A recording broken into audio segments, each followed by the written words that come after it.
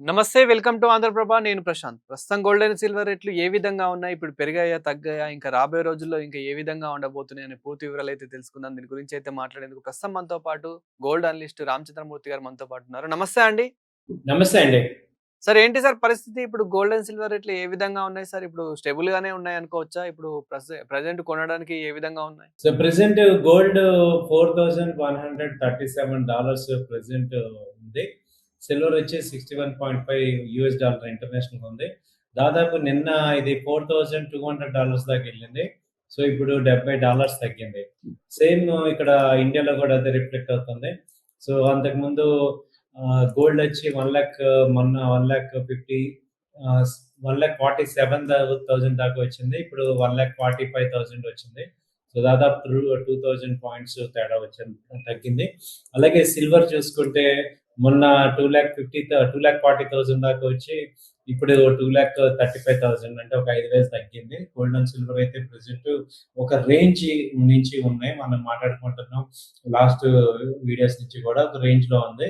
అంటే ఇంటర్నేషనల్ గా $4,000 సపోర్ట్, 4,200 లేదా 4,300 రెసిస్టెన్స్ అలా ఉంది. ఇది కూడా మనకి ఇండియన్ మార్కెట్ లో చూస్తే 1,47,000 1,50,000 రెసిస్టెన్స్, తర్వాత 1,40,000 1,35,000 సపోర్ట్. ఈ రేంజ్ లో ట్రేడ్ అవుతున్నాయి.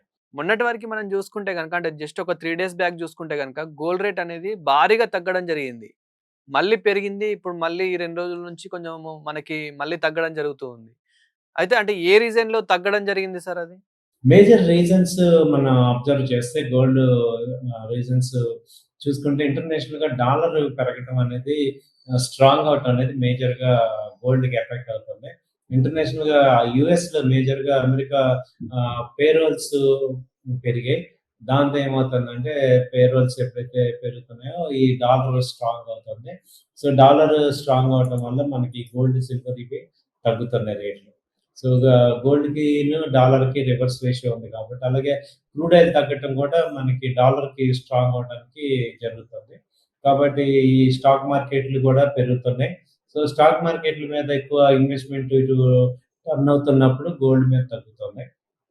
సో ఓవరాల్ గా గోల్డ్ కి సీజన్ తగ్గుతుంది కాబట్టి ఇప్పుడు ప్రెసెంట్ నార్మల్ బయింగ్ జరుగుతున్నాయి. సో అందుకని ఏంటంటే గోల్డ్ నార్మల్ గా ట్రేడ్ అవుతుంది. సార్ ఇప్పుడు మనకి ఎప్పుడైతే డాలర్ రేట్ అనేది స్ట్రాంగ్ అవుతూ ఉంటుందో, సో అప్పుడు మన రూపీ అనేది వీక్ అవుతుందా? స్ట్రాంగ్ అవుతుందా? అంటే ఎప్పుడు ఏది స్ట్రాంగ్ అవుతే గోల్డ్ అనేది మనకి తగ్గుతూ ఉంటుంది. ఇప్పుడు రూపీ స్ట్రాంగ్ అవుతే ఆటోమేటిక్‌గా గోల్డ్ కూడా తగ్గుతూ ఉంటుందా?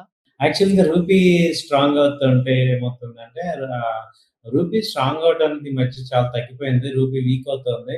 అంటే డాలర్ స్ట్రాంగ్ అవుతుంది. అంటే మొన్నటిదాకా మొన్నటిదాకా మనం ఏంటంటే ఈ క్రూడ్ ఆయిల్ కొనడానికి హెవీగా డాలర్స్ ఖర్చు పెట్టాం. అవును. దానివల్ల ఏమవుతుందంటే డాలరు స్ట్రాంగ్ అయింది. రూపీ వీక్ అయిపోయింది. కాబట్టి ఇప్పుడు ఏంటంటే ఇంకా నెక్స్ట్ రాబోయే 2, 3 నెలల్లో ఎఫ్ఐఎస్ వాళ్ళ ఇన్వెస్ట్మెంట్స్ అది జరిగితే రూపీ మనకి ఏమవుతుందంటే కొంచెం స్ట్రాంగ్ అవుతుంది. ఎప్పుడైతే రూపీ ఏమవుతుందంటే మనకి మంచి ఎకానమీ స్ట్రాంగ్ అవుతుంది. సో దాని ఇంపాక్ట్ గోల్డ్ అండ్ సిల్వర్ మీద మేజర్‌గా ఏంటంటే గోల్డ్, సిల్వర్ కూడా ఈ బాగా ర్యాలీ పెరిగిపోయింది కాబట్టి ఒక స్టాగ్నెంట్‌గా అయిపోయిందన్నమాట. లాస్ట్ 5 మంత్స్ నుంచి కూడా ఒక స్టాగ్నెంట్ ఒక రేంజ్‌లో అయిపోయింది. చాలా సార్లు ఏమవుతుందంటే ఒక నాన్ స్టాప్ ర్యాలీ వచ్చినప్పుడు అదేంటి ఒక రేంజ్‌లో ఉంటుంది. సో ఏంటంటే దాని మీద బయర్స్ గాని, సెల్లర్స్ గాని ఒక డౌట్‌ఫుల్‌గా ఉంటారు. సో మళ్ళీ రేంజ్ బ్రేక్ అయినప్పుడే మళ్ళీ అందులో మూవ్‌మెంట్స్ వస్తాయి. సార్ ఇప్పుడు చాలా మందికి ఇంకొక డౌట్ ఏంటంటే ఏపీలో గోల్డ్ మైనింగ్ స్టార్ట్ చేసేసారు. కానీ అది పూర్తి కావడానికి కొంచెం సమయం పట్టొచ్చు. ఆ ప్రాసెస్ అంతా కావడానికైతే అట్‌లీస్ట్ ఒక 1 ఇయర్ అయినా పట్టొచ్చు కాబట్టి, మరి అప్పుడు ఏ రేంజ్‌లో ఉంటుందనుకోవచ్చు సార్? అంటే ఇది ఇంటర్నేషనల్‌కి సంబంధించింది కాబట్టి గోల్డ్ గాని, గోల్డ్ రేట్స్ గాని. సో మరి ఇప్పుడు ఇక్కడ గనుక మైనింగ్ స్టార్ట్ అవుతే గనుక ఏమైనా చేంజెస్ జరగచ్చా సార్ కొంచెమైనా? చేంజెస్ పెద్దగా ఏమీ ఎక్స్‌పెక్ట్ చేయడానికి లేదండి. ఎందుకంటే ఇందులో కాంట్రిబ్యూషన్ చాలా తక్కువుంటుంది. సో అది కెపాసిటీ అదంతా ప్రొడక్షన్ అంతా వచ్చేపాటికి చాలా టైం పడుతుంది.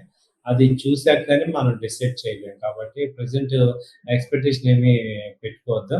సో కాబట్టి ఇక్కడైతే ప్రొడక్షన్ ఉన్నంత మాత్రాన ఇది అవ్వట్లేదు. సో కాబట్టి ఇంటర్నేషనల్ మార్కెట్ మీద మేజర్ ఉంది. కొంత కాంట్రిబ్యూషన్ ఉంది. సో వరల్డ్‌లో దీని యొక్క కెపాసిటీ, దీని యొక్క కాంట్రిబ్యూషన్ ఏంటి అని అర్థమయ్యాక అప్పుడు ఆలోచించాల్సిన పాయింట్ ఇది. ప్రెజెంట్ అయితే పెద్దగా ఆలోచించాల్సిన అవసరం లేదు. సరే మనకి ఏదైతే వార్ స్టార్ట్ అయిందో, వారికి ముందు 1,60,000 రేంజ్‌లో మనమైతే గోల్డ్ అనేది చూసాము. అంతకుముందు 1,85,000 వరకెళ్ళింది. దాని తర్వాత 1,60,000 రేంజ్‌లో 70 రేంజ్‌లో మనకి నార్మల్‌గా ఒక 2, 3 మంత్స్ అలాగే ఆ రేంజ్‌లోనే కనిపించింది. తర్వాత మనకి వార్‌లో చాలా వరకి తగ్గడం జరిగింది. మళ్ళీ 1,60,000 వరకెళ్ళిన గోల్డ్ ఇప్పుడు మొన్న చూసుకుంటే ఇప్పుడు చూసుకుంటే మనకి 1,40,000 నుంచి 1,45,000 రేంజ్‌లో ఆ రేంజ్‌లో కనిపిస్తూ ఉంది. అంటే మళ్ళీ ఇంకేమైనా తగ్గే అవకాశాలున్నాయా సార్? ఇప్పుడు ఏదైతే వార్‌లో మనకి తగ్గిందో అలా తగ్గే అవకాశాలున్నాయా? ఎందుకంటే చాలామంది ఇంకా రూ. 1,00,000కే తులం రావచ్చు. 90,000కి గూడా అంత తగ్గుతుంది అని జెప్పేసి ఇట్లా చెప్తూ ఉన్నారు. సో, ఏమైనా ఛాన్సెస్ ఉన్నాయా? అంత అంత తగ్గేంత? ఛాన్సెస్ అంటే టెక్నికల్‌గా $4,000 కట్ అయితేనే next level down side. So, ఇప్పటికి మల్టిపుల్ టైమ్స్ 4,000 దగ్గర సపోర్ట్స్ చాలా సార్లు తీసుకుంది. సో, కాబట్టి మనం ఏంటంటే బేస్ లేకుండా మాట్లాడలేం కాబట్టి 4,000 కట్ అయితే ఛాన్స్ ఉంది కింద లెవెల్‌కి రావచ్చు. దాన్ని బట్టి మనం టెక్నికల్‌గా ఇది స్ట్రాంగ్ ఉందా, వీక్ ఉందా అని మనం చూసుకోవచ్చు. ప్రెజెంట్ అయితే ఏంటంటే గోల్డ్, సిల్వర్ అయితే ఒక రేంజ్‌లో ఉన్నాయి. డౌన్ ట్రెండ్ అని చెప్పలేం. రేంజ్‌లో ఉన్నాయి. కింద $4,000, 4,300 ఈ రేంజ్‌లోనే ఉంది కాబట్టి ప్రెజెంట్ మనం ఇది డౌన్ ట్రెండ్ అనేది చెప్పలేం. So, weekly charts, day charts అన్నీ కూడా రేంజ్‌లో చూపిస్తున్నాయి. సో, దాన్ని బట్టి మనం $4,000 కనుక కట్ అయినప్పుడు మాట్లాడాలి. సార్ మనకు ప్రతి ఇయర్‌లో చూసుకుంటే గనక జూన్, జూలైలో మరీ తగ్గకపోయినా, పెరగకపోయినా గానీ స్టేబుల్‌గా అయితే ఉంటుంది. సో, ఇప్పుడు గూడా అలానే ఉందనుకోవచ్చా? అసలే మనకి ఆగస్ట్‌లో చూసుకుంటే పెళ్ళిళ్ళ సీజను, ఫంక్షన్స్ ఎక్కువున్నాయి గాబట్టి, సో, అప్పుడు కొందామనుకునే వాళ్ళు ఇప్పుడు జూలైలో తీసుకుంటే గనక ఏ విధంగా చూడొచ్చు?